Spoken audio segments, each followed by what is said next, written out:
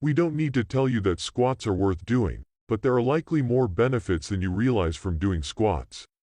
First, squatting is a movement pattern we engage in daily, like sitting on the toilet or bending over to pick something, so it's important to practice the movement. Squats, whether the back squat, front squat, or Zercher squat, also burn many calories, increase quad and gluteal mass, and increase production of muscle-building hormones. Incorporate squats into your training plan. Benefits of squatting. 1. Squats develop bigger, stronger legs muscles. This probably isn't a surprise. After all, the squat is a leg-focused movement that requires your major lower body muscles to work in tandem. Here's an overview of the main leg muscles bolstered by the squat.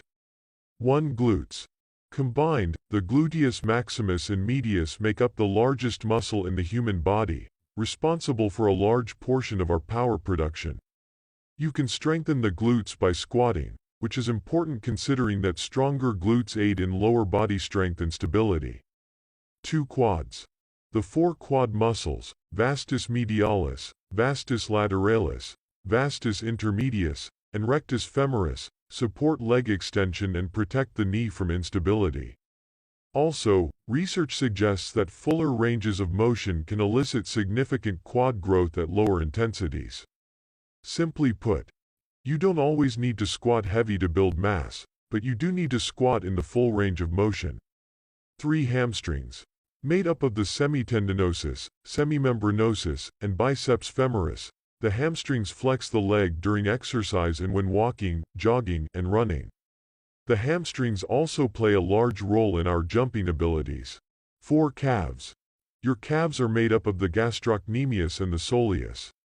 These muscles help us move faster, through plantar flexion, improve ankle stability, and support proper lower extremity mechanics.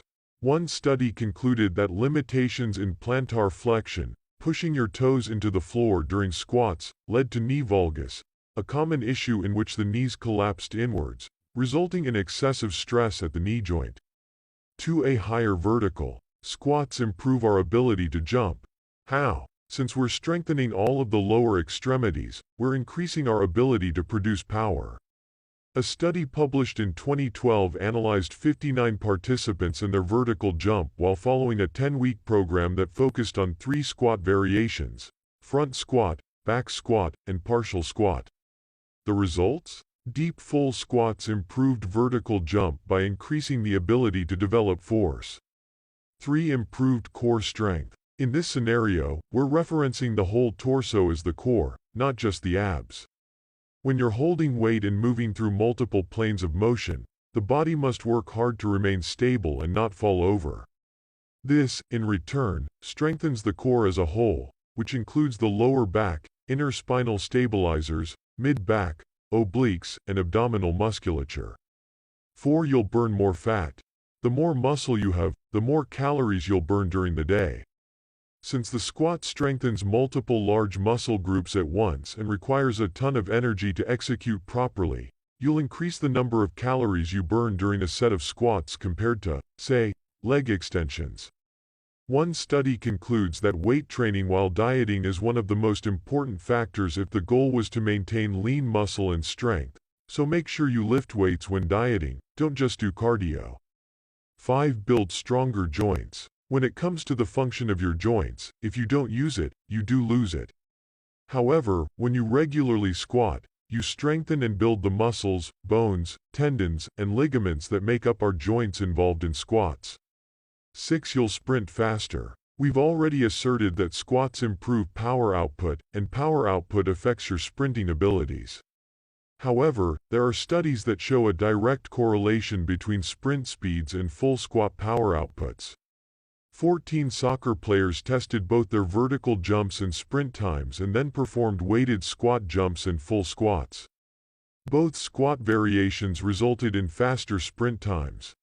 How to do the squat? Of course, you can't benefit from squats if you don't know how to do them. Here's the right way to do a back squat. 1. Step up to the center of the bar and plant your feet about shoulder width apart. Brace your core and set your hands on the bar just outside your shoulders.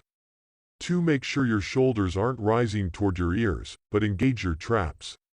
Let the bar settle on the shelf created by the tension in your upper back.